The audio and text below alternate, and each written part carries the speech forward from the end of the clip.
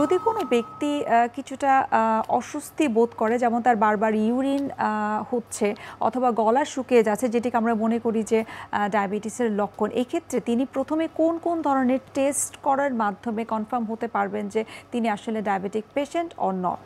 প্রস্রাবের তো অনেক সমস্যা হতে পারে। সুগার বেশি হলে বারবার প্রস্রাব হবে, এটা শিওর। বিশেষ করে রাত্রে প্রস্রাব হবে এবং পেশাবের এত আর্জেন্সি হবে যে বিছানা থেকে নামতে গেলে কাপড় পেশাব হবে। এটা একটা প্রেক্ষা, এটা গেলে একটা আর্জেন্সি। আর একটা হতে পারে যে বা পেশাব জ্বালা পোড়া করে, পেশাবের রাস্তায় জ্বলে, এটা কিন্তু ডায়াবেটিসের জন্য না।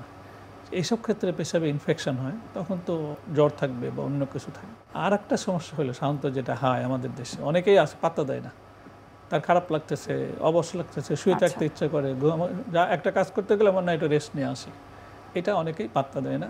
ইয়াং ছেলে পেলে তখন যখন মানুষ বলে যে তোমার ওজন কমে যাচ্ছে, ডাক্তার দেখাও, তখন সে আসে। তো এরকমভাবে উপসর্গ ছাড়াও হয়। বললাম না, টাইপ 2 ডায়াবেটিস কিন্তু অধিকাংশ ক্ষেত্রে রুটিন টেস্টের সময় ধরা পড়ে। এখন কি টেস্ট করবেন? 3টা টেস্ট আপনার লাগবে।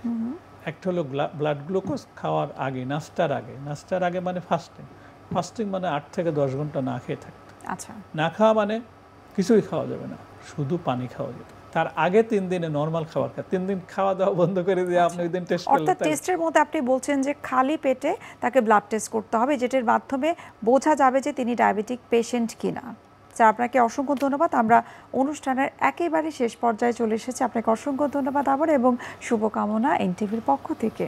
আপনাকেও ধন্যবাদ, এনটিভিকে ধন্যবাদ। সুপ্রিয় দর্শক, এতক্ষণ আপনারা দেখছিলেন এনটিভি নিয়মিত স্বাস্থ্য বিষয়ক আয়োজন স্বাস্থ্য প্রতিদিন, এই অনুষ্ঠানটি। আজ আমরা কথা বলছিলাম ডায়াবেটিস নিয়ে। এই পর্যায়ে আমরা দেখে নিচ্ছি আমাদের আগামী পর্বে কি থাকছে।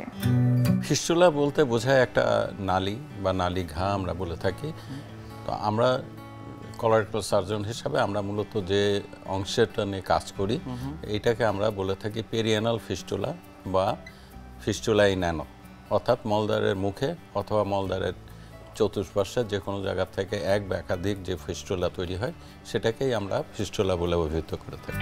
বিশ্বের যে কোনো প্রান্ত থেকে যে কোনো সময় এনটিভি জনপ্রিয় অনুষ্ঠান স্বাস্থ্য প্রতিদিন দেখতে আপনারা ভিজিট করতে পারেন আমাদের পূর্ণাঙ্গ পোর্টাল www.ntvbd.com এ। এছাড়াও এনটিভির বিভিন্ন ধরনের জনপ্রিয় অনুষ্ঠান, নাটক এবং নিউজ আপডেট পেতে আপনারা ভিজিট করতে পারেন আমাদের ইউটিউব চ্যানেল এবং ভেরিফাইড ফেসবুক পেজে।